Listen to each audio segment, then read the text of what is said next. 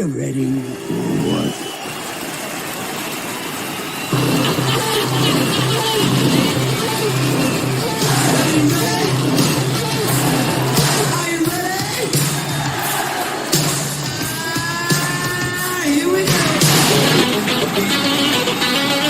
I got something to say.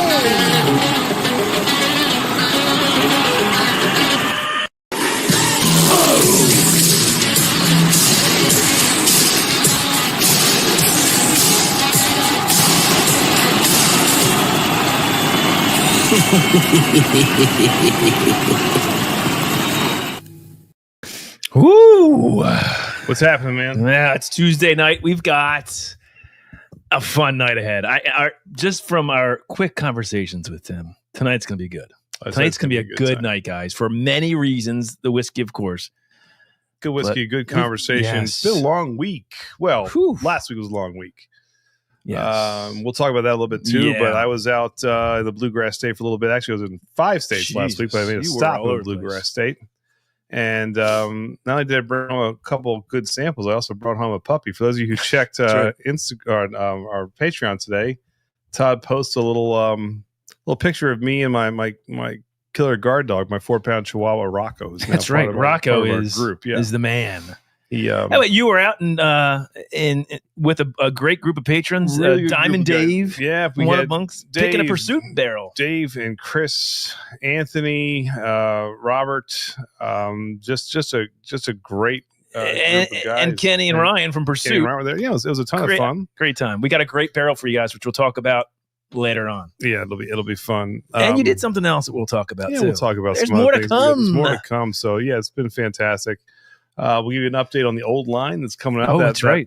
That fun tawny port rum, which is going to be great. Jesus, so good. So we'll show you again one of my favorite tater stickers there. That's the rum guns, the Port of Glory coming at you That's all very we got soon. left of the sample. And if you guys didn't see Patreon, there's my little pup. That's Look my at that guy. my boy. I mean, he's who's just at a home. beast. My God, He looks like a fish. killing machine right there, Andrew. He got 4 shots today, Oh, so he poor is a guy. little lethargic and sluggish and not a real guy. happy camper, but he's adjusting really well. So we're happy he's here. But not to belabor, honestly, I can tell you when I started on this slippery slope into whiskey, and you were still deciding if we're going to dip your toes into this or not. Yeah. I remember This is true coming statement. across this bottle and just telling Todd, I said, this may be one of the best pours I've ever had. And it was from an outfit, Chattanooga Whiskey. It wasn't Kentucky. It wasn't Tennessee. it was malt Tennessee whiskey. It was my introduction to Tennessee, and I have yet to mean, find something from Tennessee that I enjoy on a regular more than this bottle. But when I delve It's into so that good. catalog, there's all kinds of good stuff. Look at this. So, so I've been saying to Todd for years, we've got to have someone from Chattanooga on. We've got to have. So we're It's stoked. been too long. I can't believe it's been this long. Super excited to have founders of Chattanooga Whiskey. Sounds like a really cool dude with a really good story and some killer juice to back it up. So we want to welcome to Glam and Drams from 21090. Tim, hold on. Go ahead. Go ahead. You ready? Oh, hold on. You're Volume needs to be already up. screwing it, Todd. There you go. There we go. Tim Piersant, what's going on, man? Cheers, brother.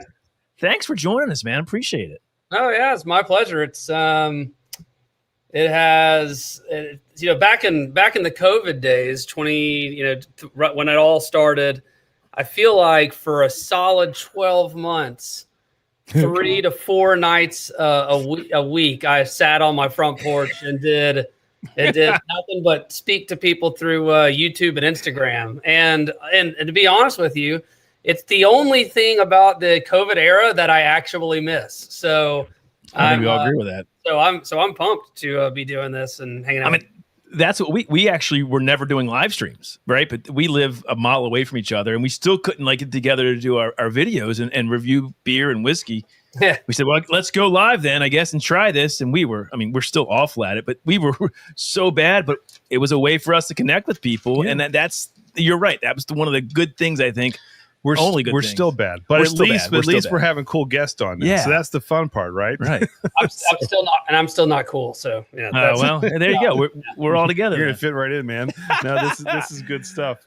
What I love what I really I'm excited about for a lot of things tonight, but your story is really cool. And so if you don't mind what we do sometimes, the awkwardness of giving this spotlight for a few seconds, just for people who may not be familiar with what you're doing with Chattanooga Whiskey, just if you can get the 50,000-foot overview speech, just to let them hear a little bit about you, because I think your story is cool. I think what you're doing is cool, and I want the rest of our audience to really kind of get to know your story. So we'll put the spotlight on you, my friend. All right, right on. So appreciate it. So Chattanooga Whiskey is, I'll lead with last year or year before last. We won Craft Producer of the Year nationwide through Icons of Whiskey, and then we went on to compete and win worldwide through Icons of Whiskey. And to some, it's just another accolade, but to me, I think we earned it because I do think Chattanooga Whiskey is the best craft bourbon in America for what we have put into our product and in the journey that it has, that the last almost 14 years has this road we've been on. A lot of people like to say they've taken the path less traveled. I think that certainly describes our path. And so going back to 2011, started the company in 2011. It was me and my co-founder who hasn't been in the business since 2014, but it's just the two of us. We started off by trying to make whiskey distilling legal again in Chattanooga and bring it back, authentically make it here. And that was a challenge. Took us 2 years to lobby and change laws with our Vote Whiskey campaign. And so if you Google Vote Whiskey, you'll probably read about how Chattanooga Whiskey, formed House Bill 102 and Senate Bill 129 in order to change not just the laws for Chattanooga, but we ended up changing the laws for Tennessee. And the Tennessee Distillers Guild was born out of that. The Tennessee Whiskey Trail was born out of that. And then Grant McCracken, our founding distiller, came down from Boston Beer, and was actually the head brewer, head of research and development for Boston Beer, and so we built. We were trying to build something bigger, but we ended up starting with something smaller, and it was the best thing that ever happened to us because we started with a 100-gallon pot still. We're on Market Street where distilleries once existed pre-prohibition. Awesome tourism experience that we built. Very small, very niche, but also very craft. And I just think, the path we started on was all specialty malts and bourbon. Grant asked, hey, how do we explore specialty malts and bourbon?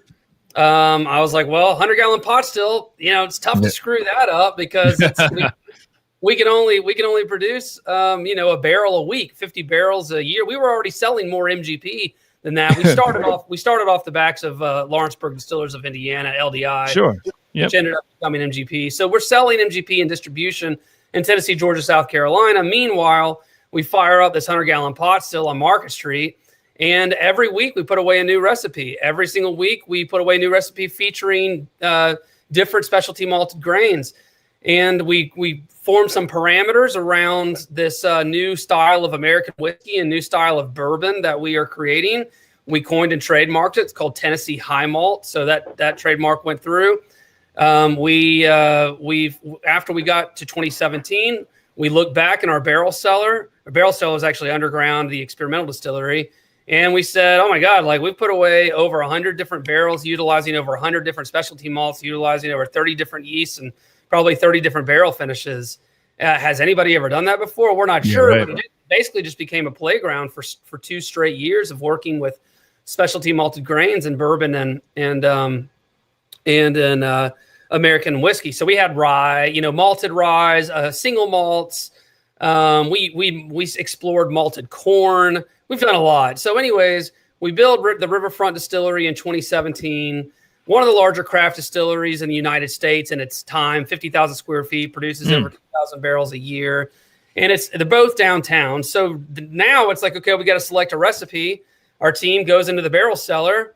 We have over 100 barrels to choose from. Just happens to be March, by the way. So it's basically basically March Madness. We create a bracket. We go from 100 barrels down to the final 4. And in the final 4, Grant and I end up selecting barrel number 91 as the profile to replace MGP. Oh, wow. And so that's why. So then we scale it up to Riverfront. Then we scale our next 10 recipes we produced at Experimental up to Riverfront. That included a high wheat malt that you'll see in the barrel in the bottle and bond often. That included a peated, Scottish style bourbon that you guys actually have as a single barrel over there. That included our malted rye, which we introduced out of the Riverfront Distillery in 2020 and won Top 20 Whiskey Advocate through that. And then we scaled up. We scaled up more than 30 other recipes. We dropped down, so I was going to say we dropped down 3 giant Solera barrels, white oak Solera barrels, so that we could do the Founders series. And we do the barrel finishing series, which we featured, barrels like Silver Oak Cab and a number of different, Scottish, Islay Scotch barrels. We've done white port, tawny port. Anyways, the biggest I think risk that we took, and it's coming out with our own style called Tennessee High Malt. Yeah.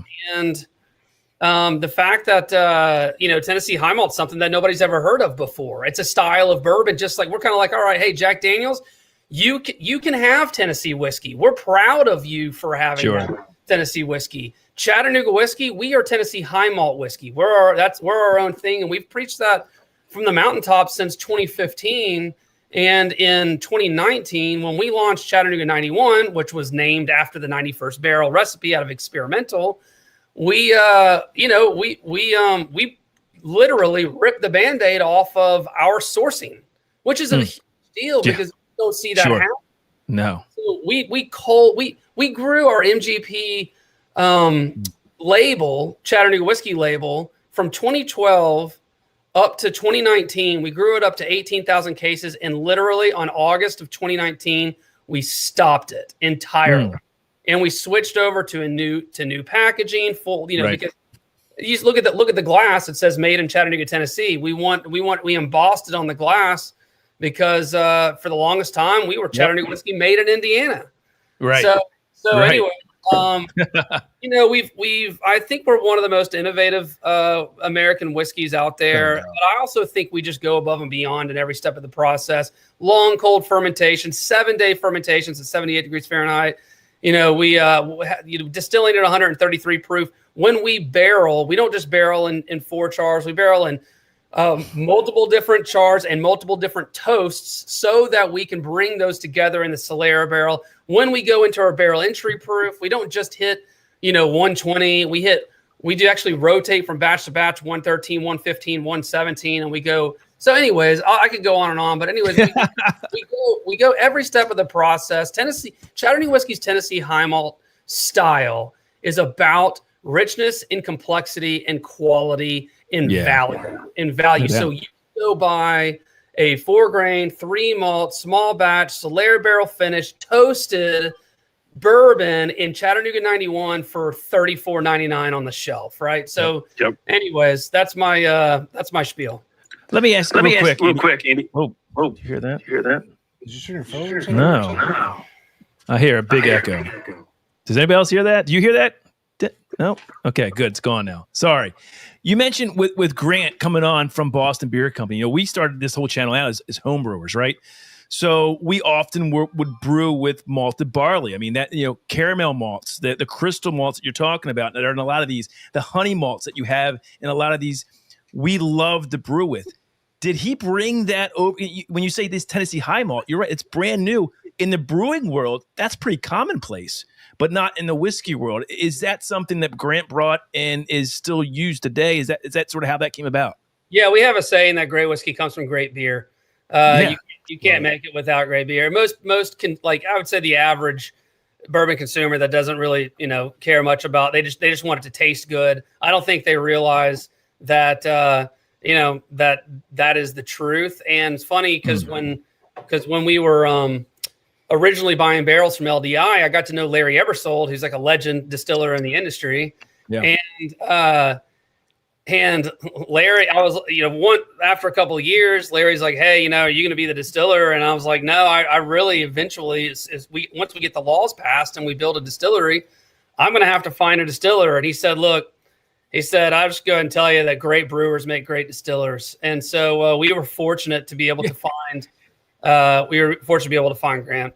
We talk. I don't know if you know who Brian Treacy of Sagamore back in the, he's no longer with them, but he would always tell us many of his distillers were home brewers. They came up being that, like they weren't even professional brewers, and they worked their ranks up at Sagamore. So I get that completely. Yeah. Now I want to take you back for a second, because one of the things that you touched on, but I think it's amazing, is this almost didn't happen. Oh, right. So if we go back to 2011, It's true. Joe was still with you before 2014, and you guys are grassroots. Really, I don't think you did justice to how difficult it was Laws passed to get this up and running, because this was something that Hamilton County hadn't seen since pre-Prohibition, and they still were giving you all a fit. Can you tell us a little bit about that Vote Whiskey for those that don't realize that there was a good chance that Chattanooga Whiskey doesn't exist without what you guys were doing? Yeah. And you actually were pioneers for the state in many ways. Yeah, it was. We really wanted to authentically make it here, and part of changing the law, it was kind of the perfect time for us because, we were just kind of young and dumb enough to think that we could, do it and do it ourselves without really any resources, just by having a conversation at a time, and we were willing to take the risk. We didn't have a lot to lose back then, fairly newly married, not a lot of assets, let's just let's go after it and see what happens. And truly it was a dogfight. And there was a craft distillery bill in Tennessee in 2009 where a handful of counties became legal to distill for the first time since Prohibition. That bill was not successful for the majority of Tennessee. It was not successful for some of the largest municipalities in Tennessee. It was successful for Nashville. That's when Corsair Artisan came online, and it was successful for Sevierville, which that's when Old Smoky came online. But it was not successful for Knoxville or Chattanooga or Memphis. That's crazy. And so, anyways, when we formed House Bill 102 and Senate Bill 129, the reason we started the Vote Whiskey campaign is because people didn't understand that it was illegal to distill across the state of Tennessee. And so we needed a campaign for people to essentially galvanize the community, to get them all fired up and say, all right, vote whiskey, hell yeah, I can vote whiskey. Yeah. It's a slogan I can get behind. Yeah, you may be right and I may be left, but both of us are going to vote whiskey at the end of the day. Yeah, right. And it really worked because it raised awareness. And then we had a couple of other distilleries or people wanting to build distilleries jump on our bill and start amending it, to do away with some distance requirements so they could put their distillery next to somebody else's distillery. And we had to go back to the 2009 bill. The representative that fought harder than anyone in the 2009 bill and kept Hamilton County out of it, kept Chattanooga out of it, was still our representative. And so he fought hard all the way. Who was greasing his wheel to stop that is my question. Oh man, I can share stories, but I cannot share them. I get you. Yeah, I hear you. We'll do that when we meet in person. How's that? I can tell you this: it wasn't the biggest guy. I can tell you that. Oh, all right. Well, I'm glad that you guys did this grassroots campaign, took the word to the streets, got people to do that.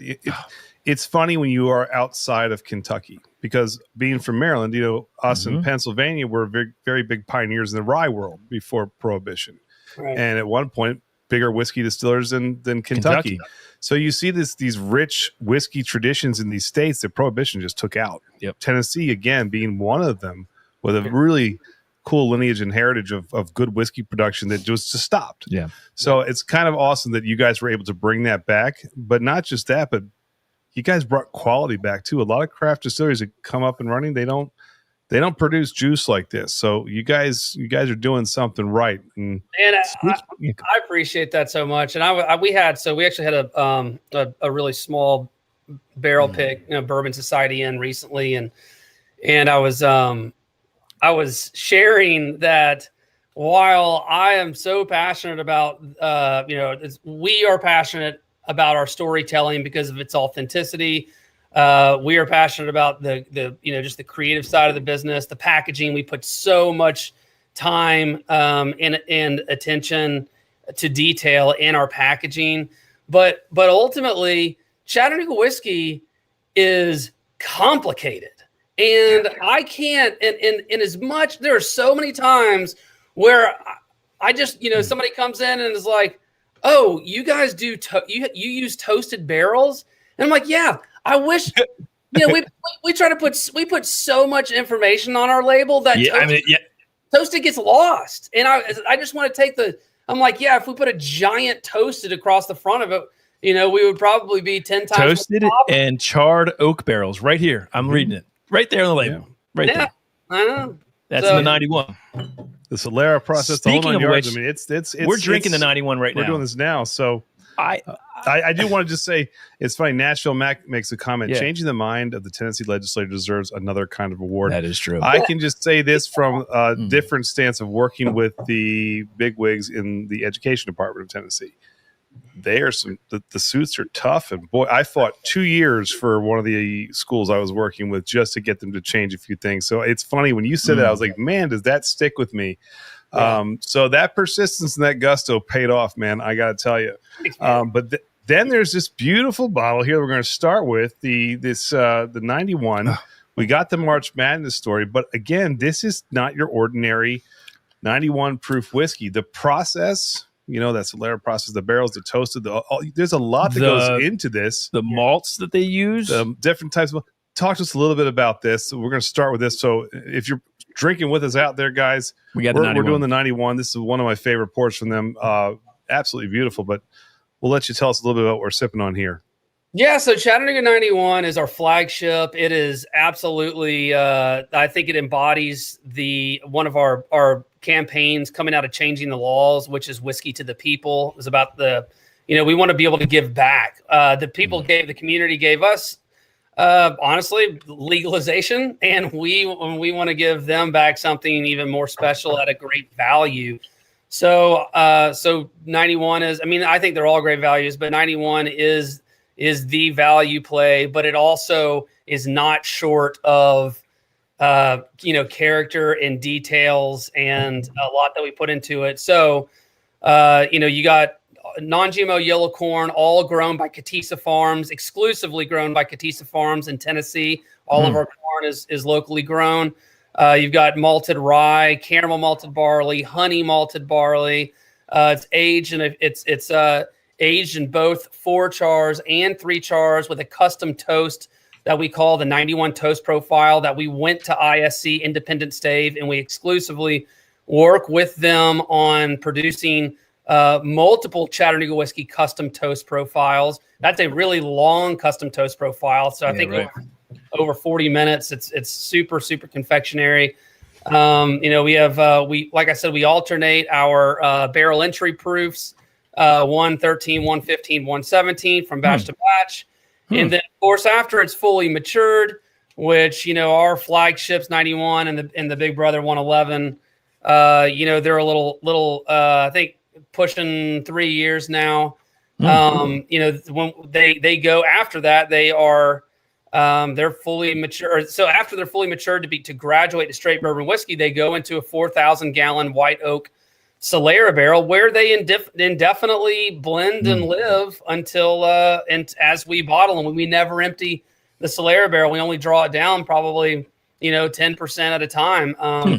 So all of this, basically, like, I look at 91 and 111 as like a s'more, where 91 is the outside of the s'more. It's the honey glazed graham cracker. It's kind of your first bite in the s'more, and then 111 is once you get to the middle of the s'more. We'll get there.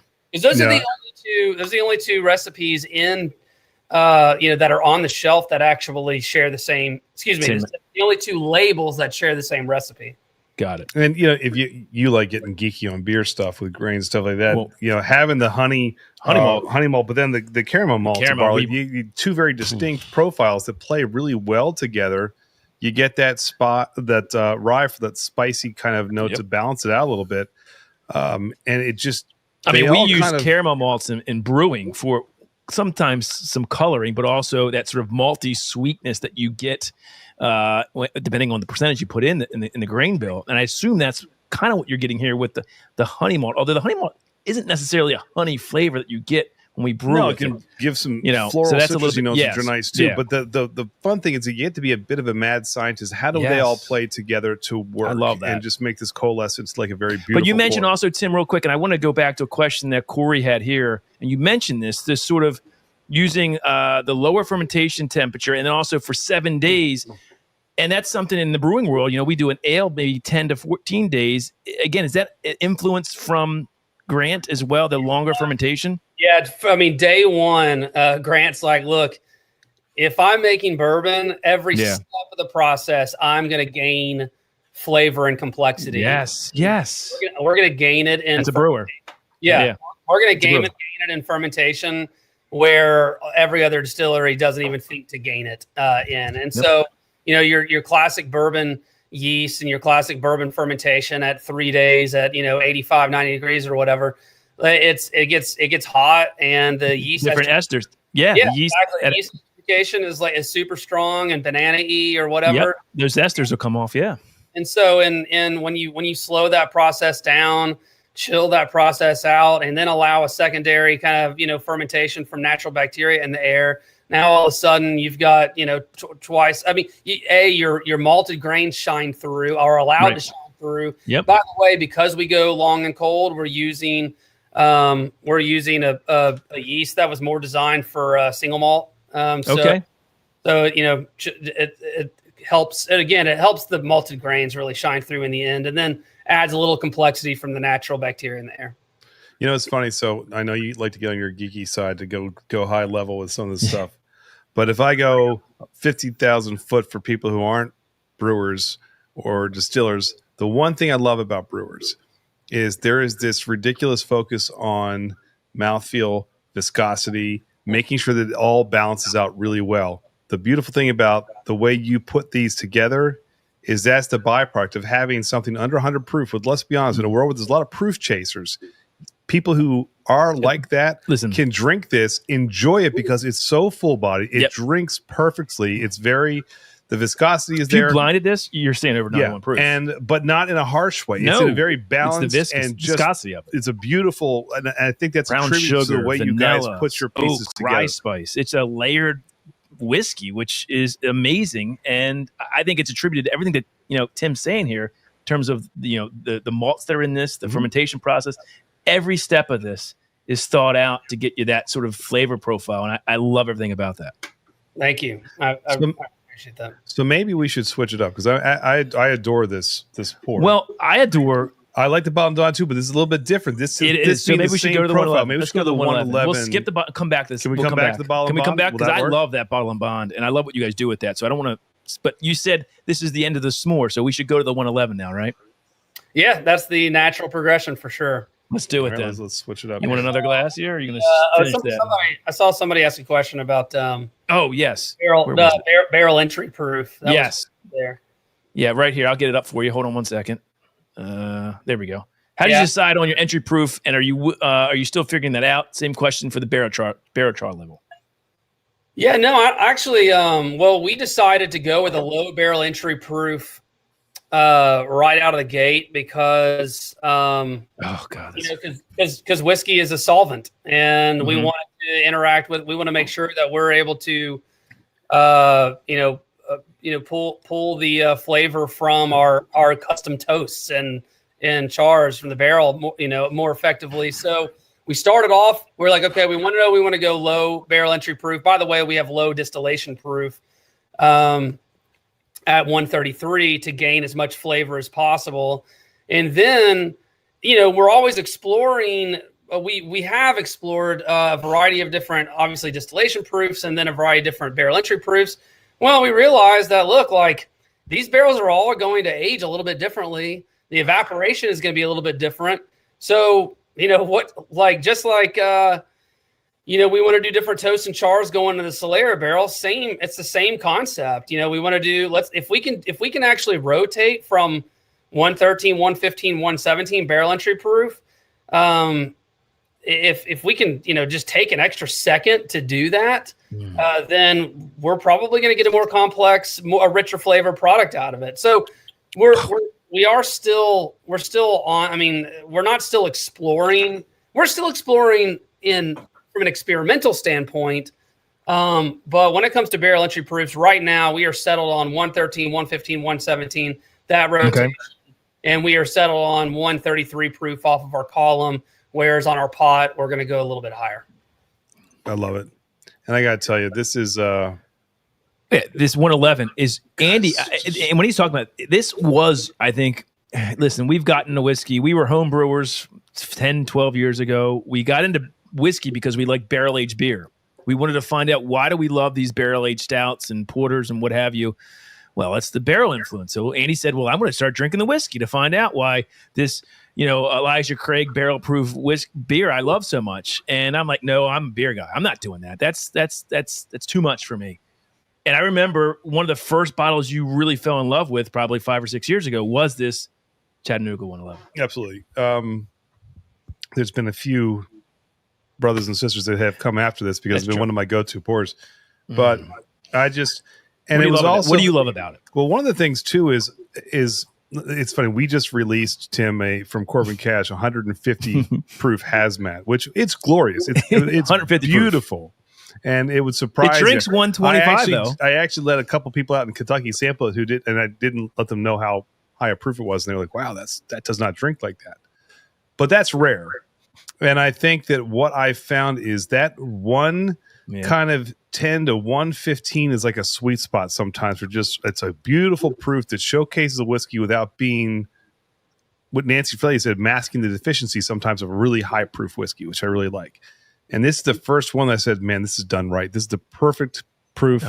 The flavor profiles are all coming together there. This is really before I even knew how much of a brewer's influence was on this. Mm-hmm. And I just started singing the praises. I said, my gosh, if you guys are going to try something outside the bluegrass state, man, this is the one. Go get that Chattanooga 111. And it has been my go-to for, over half a decade. This has been, I've always had this on hand to share with people. And I told Todd, we started doing work with whiskey. I said, we're going to get them on one day. And then 5 years later, there we go. We got them on. Yeah. There you go. A fun fact on 111 is, it is unfiltered, so we do allow char sediment to pass through into every bottle. And then it is also what we call a single batch, which is, really try and explain it like a single fermentation. They're open top fermenters. So really, if you look at our fermenters are 3,000 gallons. So that yields about 8 barrels of whiskey. So if you look, we have 5 of them. So if you look at one fermenter as a single batch, and you think about that, it's fermented for 7 days. You got to kind of assume that it's going to have a little bit more. It's going to have some different nuance to it than let's say fermenter 2 or fermenter 3 or fermenter 4. Sure. That is, if you actually keep that fermentation, you distill it, you barrel it, and then you bottle it without blending it with other fermenters, which of course most people are going to do. They're going to blend their fermenters together. Well, 111, we don't. 111 actually comes from a single fermentation. Yeah. Wow. What is that lucky fermenter called then? The 111 fermenter? Well, it just depends. So it could be fermenter 1, 2, 3, 4, or 5, but it's just really like, when we put them away and we age them, 111 does not go through the Solera barrel process like 91 does. So we're just making sure that we're selecting a batch that hasn't been split up, right? Yeah. A batch that is specifically for 111 only comes from that day's fermentation or distillation off of that fermenter. So it's funny. I had Frank Miller is a good patron of ours. We love him, and he wants to know your favorite pour. You've got a lot of offerings out there. If you had to sit down with one, you're like, and I'm sure it changes on the mood, but if there's a go-to Chattanooga offering, what's the one that you're gonna? I mean, I'm biased to say 111, but what's your what's Tim's favorite kid? You're terrible. Yeah. Don't tempt me with what my favorite kid, because today I will tell you. That's true. I'm the same. I have 3 boys. I was gonna say. I mean, like, come on, man. One day. I just brought mine home 3 days ago. Oh, he's got a dog. His favorite kid is his dog now. Oh yeah, exactly. Yeah. So it depends on the day. I really am a fan of. So this is kind of wild. I mean, we've done, over 100 releases of different products, right? I mean, a lot. We've done a lot of different products. We've put away over 500 different experimental barrels since 2015, and that's again consistently producing 50 barrels a year out of there. And we've you're talking about 40 batches plus 40, 40, probably, I don't know, 50 single barrels plus the variety of different releases that have come out of Riverfront. And truly, I have enjoyed every single one of them. I'm just a big fan of all of our products. I'm a big fan of our distilling team, to be honest with you. I think that we have a production team that consists of 12 highly creative and intelligent individuals. And I'm just a big fan of theirs. I think they create amazing product, but 91 is just the story, the risk that it took, the value, the sippability, the sippability, whether you're mixing it.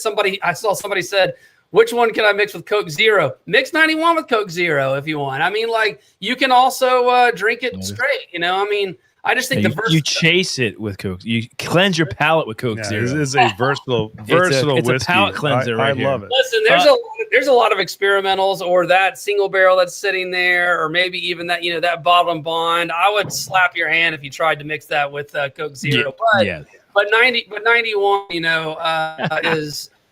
is all. It's designed to be versatile and to be approachable, and that's what I love about it. That's awesome. That's great. You should love them all, but there's always going to be that one you fall back to. Now, it's by Nashville. Go ahead. Just to touch on Bottle and Bond for a second. I know we're about to jump into it, that's one of my regular favorites too, just because it's a sleeper. Like, people don't realize what we put into 2 vintages a year of Bottle and Bond, and how many recipes we blend to make Bottle and Bond, and the story of those recipes that goes into it. And of course, there's the founder's release, which I only get to do one blend a year. So that's when I say I only get to do one blend a year, it's because I just shouldn't be doing more than one blend a year. Nobody wants me back there. Come on, Tim. So anyway, well, yeah, we're gonna get to the Bottle and Bond because I actually love this. Real quick, the prices on these, you mentioned that the 91 was like $35-$40 MSRP for the 91, right? Am I wrong on that?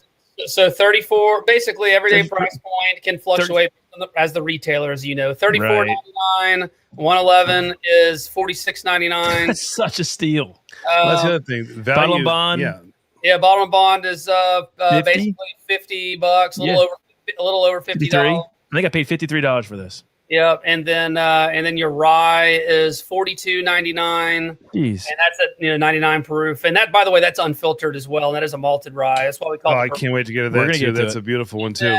And then of course single barrels are like $60. So think about that. What you can pay now for single barrels versus this is kind of amazing how much value is put into all of this. Is what 122 proof. I just love that because let's be honest. There's some single barrels that are pushing some outer limits of the wallet, and right now, and so the fact we released one like that. Yeah, but I love the fact that there is still value in whiskey in a very overpriced and crowded market that people can still go out and get something on the shelf and you know what, take this home and blind it. You're gonna blow people away. 111. 111 is so good. I have something I've been trying to get to you, Nashville, Mac. Right. He said, "What are your whiskey influences?" Tim. This is going to get into a segue that I want to go over with you. So. Tell me your whiskey influences, and then we got an off-the-cuff question coming at you right after that. A lot of people ask me, so whiskey influences in terms of what other brands or whiskeys inspire me? Is that kind of what that means? That's kind of how I took that, yeah. A lot of people ask me if, what I would relate Chattanooga Whiskey to. Oh, and I just say Chattanooga Whiskey because I'm gonna say, hold on, I don't know if you can. I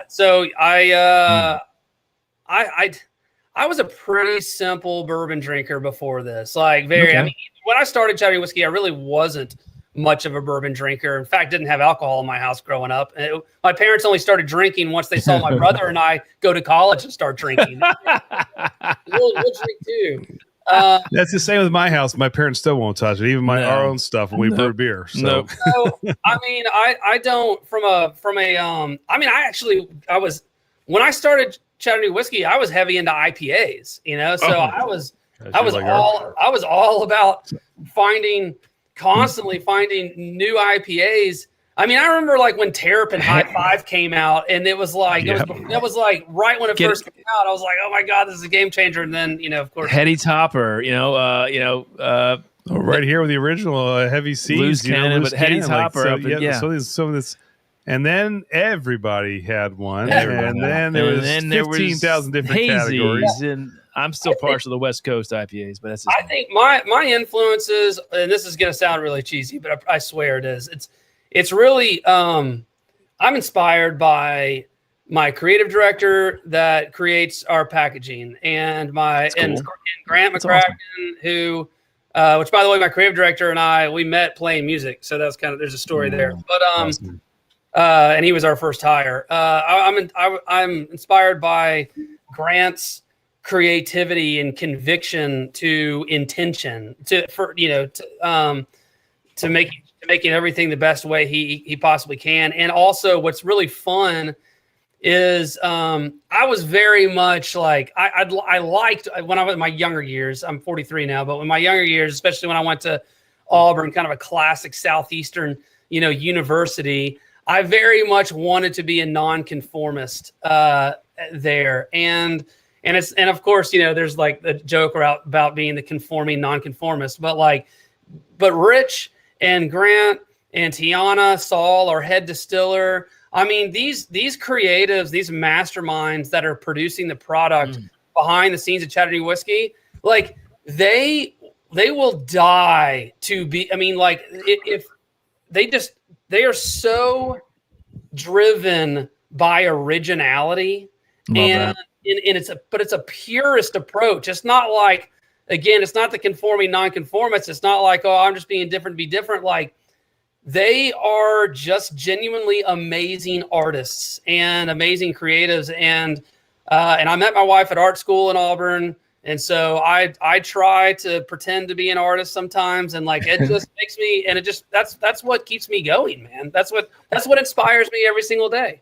I got to say this, and this is kind of wasn't where it was to go in this, but we've had a boatload of distillers on. Never have I had someone who has praised their team and made it such a team effort as you have here. And I think, again, that's a testament to a solid leader who puts their team above everything else. So kudos to that. And now I'm going to strip that right back away and say,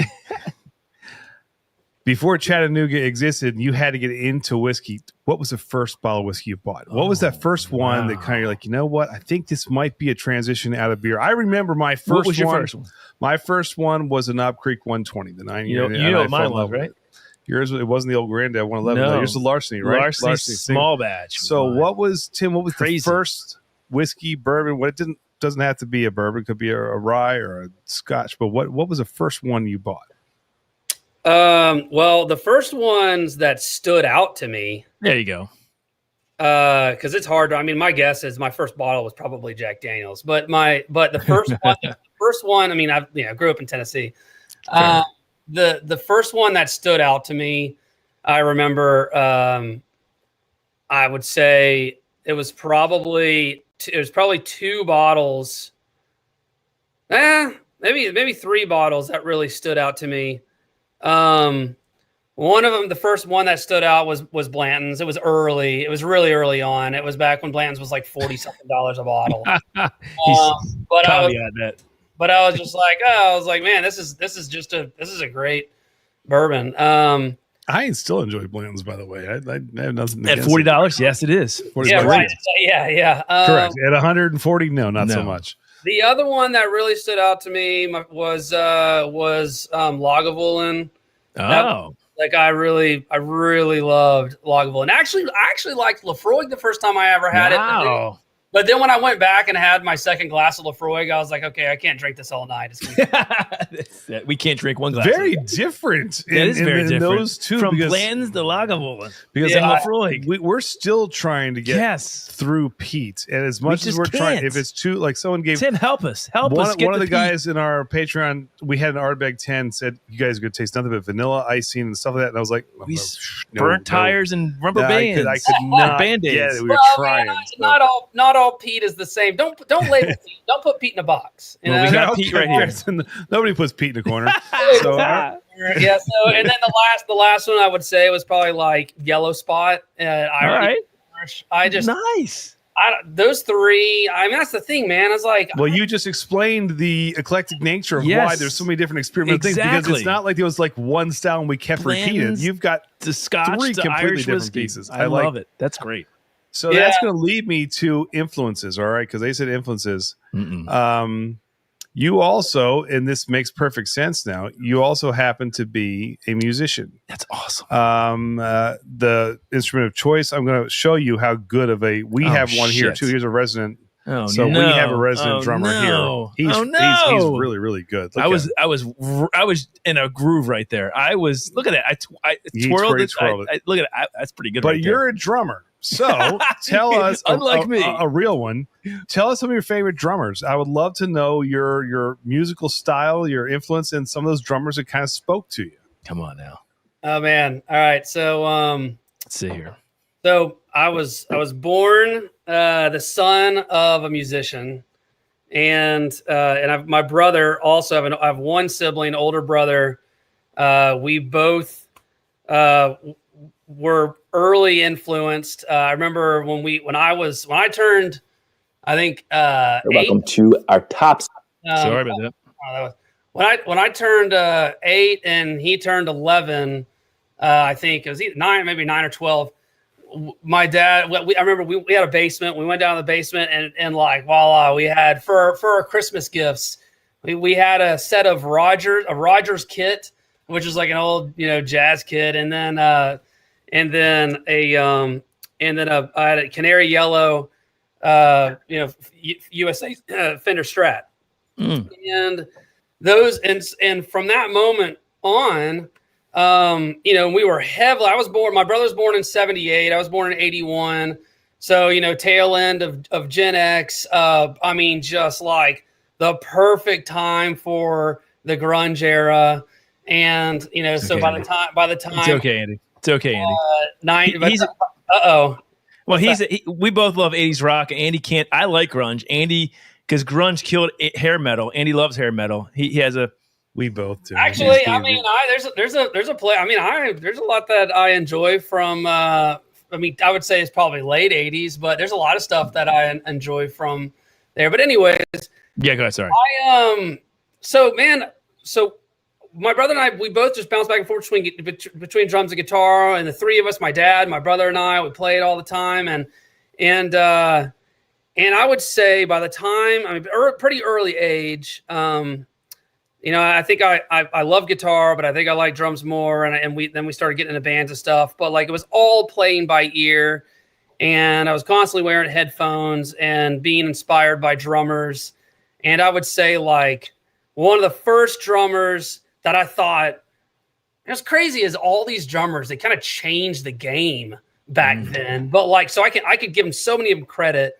But like Tim Alexander from Primus. Oh, I mean, like he was so hard for Primus, and his snare was so tight, and I was heavily influenced by Tim Alexander. I was heavily influenced by Danny Carey from Tool. I was heavily influenced by Matt Cameron from Soundgarden. Nice. I do love Soundgarden. I mean, dude, I was like, Dave Abruzzi's, that he had a short stint with Pearl Jam. I actually, when Matt Cameron went over to when he went to Pearl Jam, it almost killed me. I was like, no, you can't do this. I didn't like blending artists. There's only one album that has blended artists that I can get behind, and that's Temple of the Dog. Oh, hell yeah! But outside of that, I'm not a big fan of blending artists in music. So, anyways, those are a handful, and then you've got like a bunch of jazz. I got into jazz for a while, and there's a few jazz drummers. I remember trying to do like rolls like Dave Weckl. He's insane. But anyways, I could go on and on.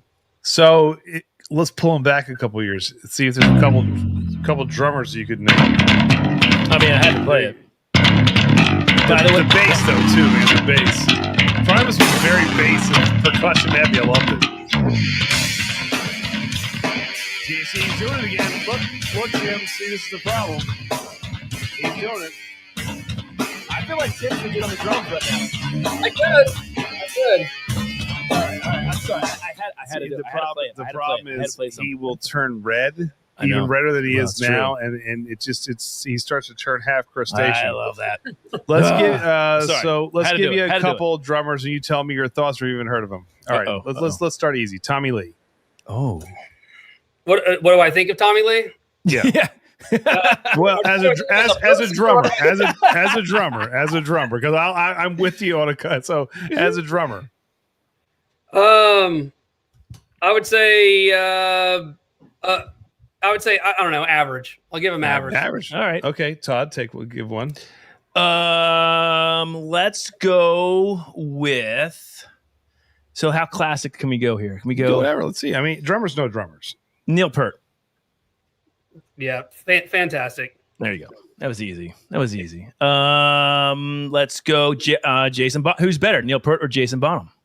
Or John Bonham? I'm sorry, John. I was going to say Jason. Is that his brother? Right. John Bonham. This is his son. Oh, dude. For me, like, I love Led Zeppelin. Like, I got to go John Bonham just because, again, like, I think Tim Alexander changed the game. Is Tim Alexander technical? Yes. Is he the most technical? No, he's not like a jazz drummer technical, but he is real. But back then he was doing technical stuff, and he had a sound. He had a sound that nobody had ever heard of, and I think John Bonham created a sound, and he went technical like people weren't, doing back then. So, all right, this is a divisive one because some people love him, some people hate him. Lars Ulrich from Metallica. What are your thoughts on him? Because some people think he's garbage, some people overrated. Overrated. He's overrated. Well, I don't. I think technically Lars is. I think Lars is great at playing the part, and so I'll give him credit for where. I grew up on Metallica. Master of Puppets was one of my first CDs that came out. So I did love. Well, I love Metallica until they got to the Metallica that I didn't like. But as we all did, yeah. But Lars is fine. He's not a super great drummer, but he plays the part. And if Lars was more technical than he is, Metallica would sound like crap. So that's true too. I can't. I was thinking if I think about Lars playing like. If you put Tim Alexander, again, I don't like blending artists and musicians because sounds. Like Matt Cameron's sound was perfectly designed for Soundgarden. Lars's sound was perfectly designed for Metallica, and that's why they made Magic. That's why Magic happened. So let's see if you know this drummer. One of my favorite of all time. Rick Allen. He only he already knows. If he knows who Rick Allen, he only has one arm. Well, you just gave it away. He plays with one arm, for crying out loud. He's awesome. It's pretty damn impressive that he plays with one arm and all the foot pedals. Let me ask him a question. Tim, how hard is it to do that? Like to change? You have one, now you're using your left foot as your left arm, and how difficult? Maybe it's not because he did it, but he lost his arm and stayed on. Yeah, here's the thing about drummers is you really have to have like 4 different brains, right? Going on. Right. And so I still think you can do a lot with 3 brains. So as far as I'm concerned, you kind of have to learn to adapt. Even like, how many times you're in the middle of a show or something and you lose a stick or break a stick or something, and you got to.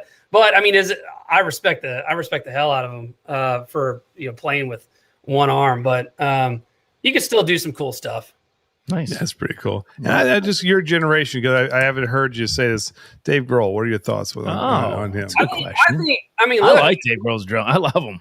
So, shoot, dude. Obviously, I was a huge Nirvana fan. I didn't listen to Nirvana necessarily for the drumming, but it it played the perfect part. So I was well aware. Dave Grohl was not one of those drummers that I really spent a lot of time like trying to do what he did, because I thought it was kind of basic. But when he came out, when Kurt Cobain passed, and he came out with Foo Fighters, and the first Foo Fighters album came out, and he recorded most of that himself. Yep. And I was like, dude, how many musicians have gone from fame like Nirvana to fame like Foo Fighters? I mean, it doesn't happen. It doesn't happen. And I think he was very underutilized. He had some drummers. There's a lot of drummers actually, because it's really hard. Drumming and singing at the same time, not easy. No. But he had a great voice, underutilized in Nirvana. But there's a lot of drummers who actually have some pretty good voices, and it's very difficult to do. So if you can find a drummer who can sing, what a just blessing to have it all together. And Grohl is one of those rare talents that could do that. Yeah, I saw somebody post over here. What about like Carter Beauford? He obviously does backup vocals for Dave Matthews, and again, he's one of those where he's like the sound for Dave Matthews and his style. He should do lead vocals, because I can't handle Dave Matthews' voice. I can't stand his voice. I love the band minus Dave Matthews. Agreed with that. I don't like it. That's funny, man. Rich, my creative director, and I, like, randomly, just out of nowhere, we'll pass each other in the hall and both go Frankie Benali. Trotting trails. That's funny. Yeah, that's funny. Up and down puppy's hair. It's a struggle. All right, so let me ask you this, Tim. We'll get back to whiskey in a second, because I want to talk about this bottle and bond. What type of music now do you listen to? Like, what are some bands that you're really into? Again, our audience knows that we love music, so it can be anything. It doesn't have to be. What are you like kind of into right now? If we go into your car, what station, like what XM station's on? Like, what's the mood that you have to get ready for a good day? Dude, I am so all over the place. It's all about a mood for me. I mean, I will go literally from listening to like Coulter Wall, which is folk, Yeah. And then I'll go from Coulter Wall to Pantera. And then I'll go from Tim got to mention him. Yeah. And then I'll go from Pantera to EDM. We gotta go. So basically, Andy, when can we come chat? What you're saying is your musical style is like your whiskey making. It's just whatever mood is striking you. We're gonna today I'm gonna do this kind of whiskey thing. I like it, man. Andy, when are we going to chat? I feel like somewhere, I feel like with Chattanooga Whiskey, there's a much better framework than my music interest. My music interest has like no framework, and my stylistically playing drums, I might have some framework, but like listening to music, there's no framework.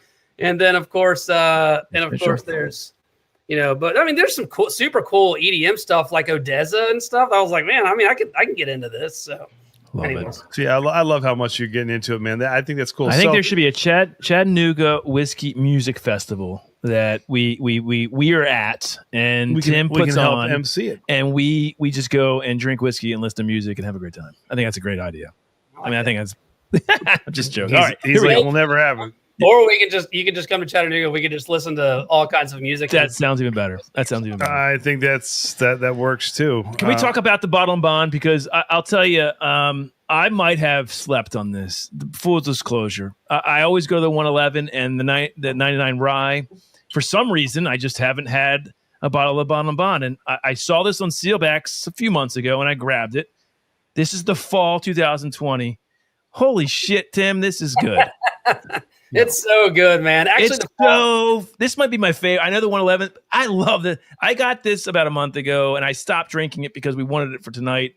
And I love this bottle. God, well, and people think the multiple releases from makers and stuff a year, the spring and fall releases. So, but I got to tell you, this fall release is stellar. Now I know you do too. You do one in the spring, you do one in the fall, right? But more experimental. It seems like in that fall release. Tell us a little bit about both of them. Yeah, both of them, spring, fall. So there's usually 3 to 4 recipes in bottle and bond. Usually there's 91 in there because it is a bourbon, so we do keep it. We do keep all the recipes are bourbon recipes. But, we've done so many roasted malts and wheated malts, and and rye malts that we get to kind of play with these things. And what we end up doing is there's a tasting panel that the distillers put on, and we try to create profiles that are either fall forward or spring forward based on those recipe rotations. This is just good forward. That's what this is. Yeah. I mean, Jesus. I love everything about this. I get big time, almost root beer float in this fall. I don't know. On the nose, honey graham. I've got my notes here because I was sitting with this for a while. Oatmeal cookies, and then on the nose, you even get that root beer, that sarsaparilla, and then you drink it. It's like a root beer float, man. It is so good. There's a slight spice on the finish. Oatmeal, it's so layered too. I love everything about this fall. I don't think people talk about. I don't talk about it. It's amazing. What made you think to want to do 2 a year on this? What was the thought process behind that? I think the opportunity to so good. So okay, here's a connection to beer is seasonal. I mean, we do a lot of seasonal stuff, and even in bottle and bond, a lot don't take advantage to do more kind of BIB. You don't see recipe rotations and seasonal BIB releases, and because we do so many high malt bourbon recipes, and they're all distilled in the same season at the same distillery, we have that opportunity to do that. There you go. I love it. And people don't always think whiskey and seasonal, which is what I love about this. I think it's smart. I think it's intentional. I think it works. So when will the spring 25 come out, Tim, for the bottle and bond? When will that hit shelves? Or seal that? Yeah. Yeah. So it'll actually, I guess, that'd be spring 21, right? 21, right? 21. Yeah. So that will. I Summer? I think it's going to be June if I had June. To guess. Yeah. And we haven't talked about this. Your distribution in states. Where are you? Yeah. So people out there.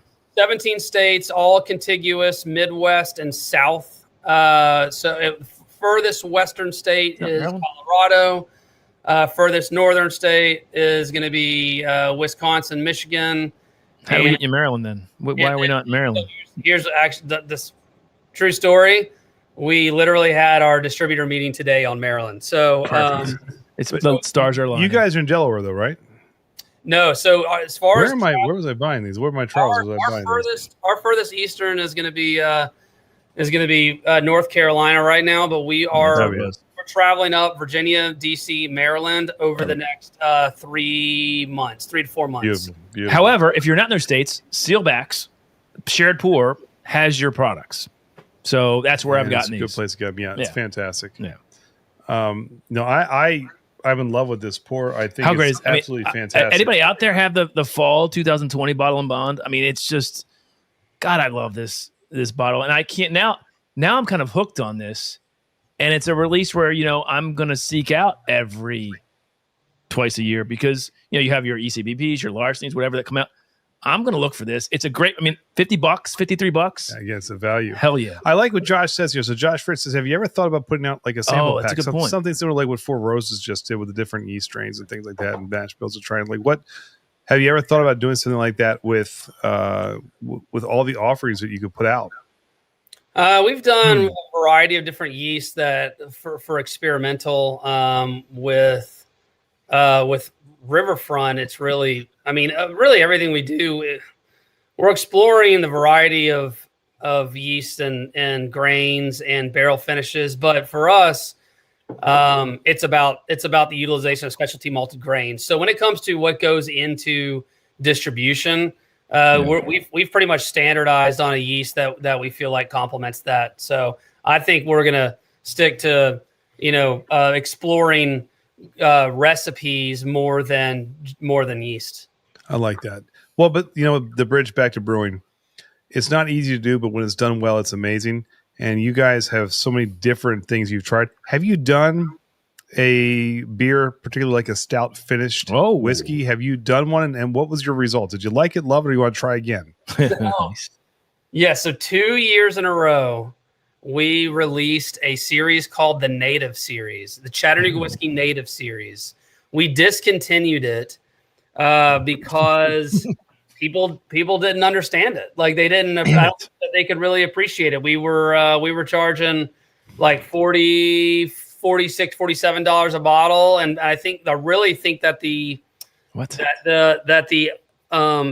average consumer was thinking beer and bourbon don't go together. And so we just didn't.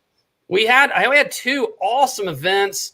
The events were really well attended. Several hundred people would show up. We actually worked with 7 local breweries on seven Nice. styles of beer. So we would so they would take our barrels after we're aging bourbon, they would age their beer, and then we would take it back and we would finish it after that. Yeah, love it. And we thought it was just a super cool concept, but considering we do so much other stuff and it just didn't. Let me ask you this. Screw that. To me, a high malt bourbon in a stout finish sounds glorious to me. What did you think of it? Did you think it turned out well flavor wise? I mean, did you like it? Yeah, I thought it was terrific. Yeah, God dang it. Dang it. I love that. I'd love to try I think that there's definitely a market that's getting more educated. Now, I am going to ask you this question, not in hopes that you do what I'm about to ask. But maybe. No, hopefully not. Oh. But we talked about what value you get from Chattanooga Whiskey, especially for the price.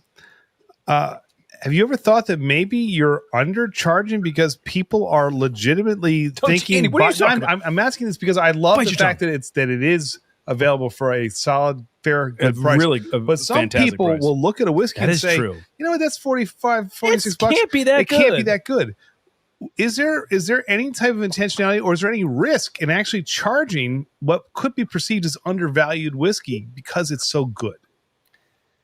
I think maybe in 2020 and 2021, there were a couple of years where we could have charged over $50 a bottle, and it might have maybe raised the value of Chattanooga whiskey. But that was a very short time period of just hyper inflated pricing. And so now when you look at the average craft distiller trying to charge over $50 or $60 a bottle on average for their product, it is not well received.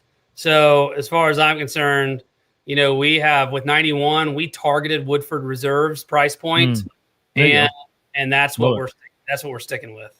I love it. Well, it's the right answer, and I think you're doing the right thing. I wish more people would do that, but that's the perfect answer. So now, if you have something else, that's fine. But I would love to segue to this rye because I want to try this rye. Also a beautiful pour. Tim, how much of a rye guy are you? Do you like rye whiskey, or are you more of a bourbon guy? Well, if it's anything like the rest of my taste, I kind of like a little bit of everyththing. So I do like rye pretty well. The 95.5 rye gets like it is to me after trying as much as we've tried, it gets pretty one-dimensional for me. So I love our malted rye because it is so dynamic. Let's talk about that. All right, so I love this. The 99 proof. Is there any reason behind that? Yeah, 91, the 91st barrel. 99. Oh, you said 99 proof? 99 proof. Oh, yeah, split 91 and 111. So we there it is. We felt like I knew it. No intention. Yeah, we felt like 90, and like I don't know, 101, like that's wild turkey. It's already been taken, right? So we were like 99, like that's enough viscosity. It does stand out. It gives good viscosity, good flavor, but it also is also approachable, and it splits 91 and 111. I love, anybody out there drinking the 99 or has the 99 rye? I think somebody earlier hit. Real quick, John Fritz had a question. Andy, the question was not about the yeast like Four Roses, but Tim, have you ever thought maybe doing a sample pack of maybe smaller bottles to show like your whole repertoire of like doing that? I guess that's what he's talking about, the variety of 91, 111, Bottle and Bond, and 99 rye, like a sample packet smaller maybe. I know cool. Our smallest bottle right now is 375s. Yeah. So, I mean, we actually have talked about doing some like a sample pack of Founders to be able to super limited, where you get to explore the different Solera barrels, because we have three barrels. But anyways, we can't like sell all of our product out of our Solera barrels because then that defeats the purpose of it being a Solera. Right. So anyways, at the moment I'll say no, we don't have any plans for All right, no worries. Let's get in this 99 rye. Fair enough. Andy, I mean, so God, the nose on this is so rich, and it's a weird term to use for nose. Oh my God, I can nose this all day. There, Todd. Just give me a second with this. It's like apple spices, and I'd say Cola Spice is the popular. Cola Spice is a super popular. I get like when I hold on. He's used to doing these quick. I have nose stuff. It's like I get like cherry cola with this. Yeah. That's what I get. Popular. And it's freaking. I mean, that's amazing, but that's not one dimensional. It is slightly floral too. I like that. That there is some like vanilla frosting. There's a sweetness there. There's a rye spice. The finish is that cola caramel sort of rye spice. It's layered. 99 proof is fantastic. I mean, for $45, are you kidding me? Again, shit. I mean, I feel like we need to maybe promote this more on our channel. It's so good. I've been telling God, you it's so this. good. I've been telling you about It's so Chattanooga whiskey for a long freaking time. good. Yeah. Oh, my God. I'm a big fan of rye because I love the spicy notes. Kate loves it. Oh, Kate. So Kate is one of our great Robert there. He is his better half. She's a big rye gal, and if she likes the 99 rye, you've got good company there. That she is a big. But I rye love that's girl. not your traditional like kind It's of not. minty, grassy like kind of bomb. Like I love the fact that this question. feels very much like something that's accessible to a bourbon drinker who might want to step. Yeah, into hold on this now. rye. That's what we call it. We call it the bourbon drinker's rye because it's you've got the richness coming off of those malted rye grains that have been roasted and toasted, and that just it has it appeals more to a bourbon drinker for that reason. Tim, when you first started putting out MGP juice, were you putting out 95.5 rye as a Chattanooga rye back in the day? No, we had a plan. We designed a label. It was going to be our third intro. We had 1816 reserve, 1816 cask, and 1816 rye. It was going to be 95.5 rye, and we never got it off the ground. So nope, never used 95. All right, there we go. It never happened. Here we go. Look, JR just came in here and said, "OG Chattanooga fan here. I love how they are different from others and affordable. The Bib experimentals are awesome. Agree on all of them. Agree. That's a great segment. I know that we're not exactly the biggest peat guys in the world. This is our last one here, guys. The last one. We're going to dive into this because you raved about Tim. You loved this. So that's making. And you know what? I nosed it. And it smelled great. I could get the peat on it, but it wasn't like. Are we really going to do this? The peat's not going to knock you on your ass. You should be good. So it's all right. We can do it. I mean, it is. It's a little tougher for Todd on this. Keep in mind, it is a bourbon, so it is. That's true. Look at the color on it. Look at the color on this fucker. Yeah. Jesus. I mean, we're talking about this is a single barrel. Yeah, Let me ask you this, though, Tim.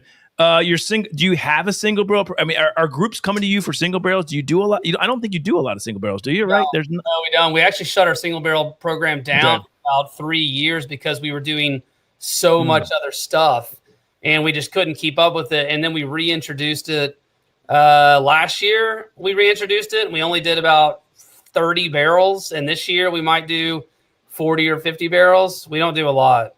So when we come to Tennessee, we can maybe talk about that. We can definitely talk about it. I mean, I'll definitely get you guys on a list. When we have the problem is for us anyways, a lot of the time it's it's just it's all of our top accounts, right? That have I get it. Totally. But we have a lot of great groups that like to partner up with top accounts, and that's what just actually we did the other day with a group out of Atlanta, so we can figure that out. I think what Todd meant to say is we'll talk offline. We'll talk. Look at this. Frank just went to Sealbacks. It was a great part, and he bought the 99 rye and bought there it is. That's amazing. What's fun is so Blake River. I'm sure you guys know Blake. Yes. But we were with Sealbox before it was Sealbox. It was called Ezra's. I don't know if you guys. That's before our time. Yeah, I don't know that. Yeah. I Jesus. remember when Blake took over Ezra's and turned it into Seal Box, and they've pretty much been our exclusive online, supply or whatever customer for a long time. All right, so Tim, tuck us through. We have now this is the Chattanooga Whiskey, straight bourbon whiskey, single barrel. It says hand selected single barrel, peated B004. What does this mean? What is this? So that the B004 stands for the batch that it stands for the recipe, and that recipe code, even though it was distilled at our Riverfront distillery, so our headquarters, B004 stands for the fourth batch ever released out of the experimental distillery. So the fourth batch released out of the experimental distillery in 2017 was a Scottish style bourbon, and we decided that we were going to scale that recipe up to Riverfront. And so now that once we did a single barrel of it, we honor that original batch from EXP, even though it's made at Riverfront. All right, all right. So Todd, we know Pete's coming. You're gonna have to get comfortable, brace yourself. But Tim says it's not overly peaty. The nose is not overly. I do like the nose. Is actually a pretty nose. But what else? I'm trying to get other notes out of that because I know it's peat. There is a sweetness behind that I'm trying to pick up. So ironically, that's where I get some of those cherry cola notes on this nose. I get a little bit of like some pepper notes on here. Yes, there's some peat, but I get a little spicy note, little cherry note on this. Ooh. Yeah, I think the whole like Band-Aid thing, it just depends on on obviously we're utilizing a specialty malted peated barley that is that is smoked from the maltster, and it's just not the same as like some of these Isla Scotches. It's not. I smell this, man. So there is. I've tried it already. I've tasted it. There's peat. I mean, I can taste it. So there. It's nothing like. You're right. Like some of those. But this is on the nose. I haven't tasted it. It's almost like a bag of barbecue chips. Like when you start to pull the nose. The finish is like that for sure. So it's certainly influenced by that. It's not my cup of tea. I'm going to be honest with you. It's just not my cup of tea. You might like it more than me. See, I actually kind of like that. Listen, I can drink this over some like Lafroig or Ardbeg. Yes, I like for sure. The campfire notes that aren't overpowering the peat is good. I think this is exact. If I were to have a Scotch, correct. Even though it's not I Scotch, agree with you. This is where I would go because it's not hitting me over the head where I can't taste the other flavors. Part of the problem sometimes with overly peated scotches for me is that I'm not saying that. Not saying that I can't get anything else out of it. Yeah, I can get something out of this. Yes, you know what? You're right. Yeah, you're right. I'm coming around. It's on my finish. I'm letting the finish happen here. I think that this is real time. I've never tried this. I bought it. I actually really like this because it feels like you're blending two worlds together. And that's what I really like about this. I love the Scotch. So if we just said that the rye was a bourbon drinker's rye, this is a bourbon drinker's Scotch because I feel like it's a very good way to kind of dip your toes into peat without hitting you over the head with it. That's what I like about this. I think he's on there. I mean, he says peat, to the surprise of many, can be sweet. It can be good at a young age, and it's more about doing it right. And I agree. This is not burnt tires and Band-Aids. I'm actually really enjoying this pour. I like this quite a bit. Oh, Tim, you might have changed him. Wow. I like it a lot. It was batch 004 when it first came out was a very. That's a great pour.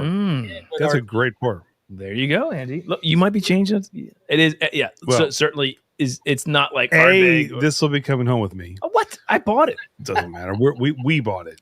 No, you didn't. We're a team. God. Let me like get used to it here. This might be my way of getting into. Here's how I sell for you, Tim. FOMO is kicking in with him already, and now he's starting to get worried that he might be missing out on something. I'm not giving it to you. This is really might be a good introduction and to get me into Scotch. Yeah, healthy Scotch. He doesn't like being wrong. I don't like being wrong. This is fantastic though. This is a really good pour. I really really like that. In fact, this was my biggest surprise. Well, I knew the rest of the lineup was really solid. I didn't even know he bought this. So this was a kind of just a single barrel. I was like, I want a single barrel. I didn't know it was peated. This is This is beautiful. I like because I feel like it's a little bit more smoke, less peat, a little more that is campfire, and not like over the top, like just Band-Aids and tires. Right? This pulls it together. I think it works really well. Sorry. Todd doesn't like it. He doesn't like it. He's gone. He's. I love when he gets worried. No, good job on this. This is beautiful. Awesome. And I do think people that are a little bit afraid of peat, this is a wonderful way to kind of dive into this just a little bit, because the flavors are very present. You can pull them out. Yeah. Awesome. Good stuff. All right, there we go. So we've drank all 5 tonight. We've gotten through all of them. We've gotten to know a little bit about your musical What's your favorite? taste. What's your favorite of the night? Well, look, if I had to pick one, I'm always going to pick the 111 because I absolutely love it. My surprise of the night is the single barrel peat. This is absolutely beautiful. Wow. My favorite of the night is, of course, the Bottle and Bond. And what's your surprise? I mean, it's not a surprise tonight, but the 91 for 91 proof is a flavor bomb, really and good. I love everything about that 91. So it'd be Todd, don't let people pressure you, okay? don't be peer pressure. No, listen. Todd does have peer pressure, but to my point, if I'm trying, like we talked about when we were trying those Lefroy and Ardbeg, we couldn't get past the burnt tires and Band-Aids. Maybe this can. Well, so I do think I've had probably a little bit more Scotch. You have, for sure. And some heavily peated, some not so much, some non-peated at all. I'll just go back to this Bottle and Bond and have a good time. I'm going to get a new glass, though. I'm not just blowing smoke up your tail here. This is beautiful. I really, really like the way this is done because it feels comfortable. And I think in America, if you're not a Scotch drinker, like this is a great way to just kind of test the waters on a little bit of peat. Yeah. So that's yep, I think there it is. I think you nailed this one. You nailed this one. You knocked this out of the park. Is it? I don't even. It may be. I don't know if it's still available or not. I got this on Silvax maybe a month ago. I don't know if it's still available. When you talk about the peated? The peated, single barrel. So this pour here, but this will be coming home with me tonight. What? So hold on, we'll talk about that offline. Andy, any last? Tim, thank you for coming on tonight. Yeah. We really appreciate it. And Andy, let's get out to Chattanooga. Well, I am in Tennessee quite a bit. So now that we have formally been acquainted, I would love to come by and just kind of do a tour of the distillery and hang out, maybe some good stuff. We can bring you some stuff from here too. But if there's a list for single barrels, we'd love to be on that. And last question. Are you a Def Leppard fan, yes or no? Oh, God, no. Don't say the wrong word here. Just say yes. Just say yes. I'm indifferent to Def Leppard. It's true. It's not my that whole genre was just didn't really influence me. So but that is the nicest way a girl could turn you down to the prom that I've ever had in my life, as opposed to I like Tim. Tim's a good guy, man. I don't dislike him at all. They just never were much of an influence. I'm giving you a hard time, brother. I love it. Hey, look, you're a little younger too, which is okay. Because I think it's great. I think we should. This is the great thing. Hold on, Nashville Mac. I love this. Chattanooga is cooler than Nashville. Coming from a Nashvilleian, I like that. I love that. That's pretty cool. That's pretty cool. I love it. Look at this sweet. All of the I've noticed a handful of people that have thrown out that they have like a Chattanooga collection. They've been Chattanooga fans, and obviously for everybody that's not, I hope you guys learned something tonight and are interested in trying us out or seeking us out. And for everybody that's been a fan, that's super cool. Just seeing one person in a new place and them saying, I've had your stuff and I like it is a huge compliment. So, look, things happen. Look, Frank Miller just said, first time I bought bottles on air. Great cast. Awesome. I think that's awesome to hear. Frank. Thanks, Frank. And look, I can tell you, Tim, I see this. I mean, I say this with all sincerity. The way you spoke about your team, I think, heartfelt. Awesome. I think is awesome. I really do. I've been in education a long time, and I know what it takes to run a building with everyone from the top to the bottom, and you cannot do it by yourself. What you're doing is the right move. I can't applaud you enough for what you're doing. It's sincere and it shows. So, thank you. We'd love to have you on again. We'd love to talk more if that's possible. We'll this email year's you all. by the way, we haven't talked about the founders, so we didn't have it. But yeah, people are excited. Travis, Yeah, cannot be more excited to see what this year's founders will be. So when will that be released, or when will you have the? So yeah, it's always at the end of April, and it'll probably get into I would say expect it to get into the market by either late April or early May, somewhere in there. So Tim, does Sealbacks or Shared Pour anybody get that or no? They do. No, so Sealbox always gets they always get a little bit of everything, but it's so small. Their allocation is so small. If they get 50 to 100 cases, it seems to go pretty quick. So I can't really control that. All right. But yeah, otherwise, some batches are bigger than others. Founders is usually close to a 2,000 case batch, and we try to get it into as many markets as we can. So we'd love to review if you can get it. Hey, look, we definitely would. Maryland. We'd love to review get it to Maryland. But no, you guys are doing great work. Last question: do you have, because you've got so many things going on at one time, do you have a current band? Are you playing with an outfit as we speak? Do you still hit the sticks with a group of people, or what's your status on the musician level?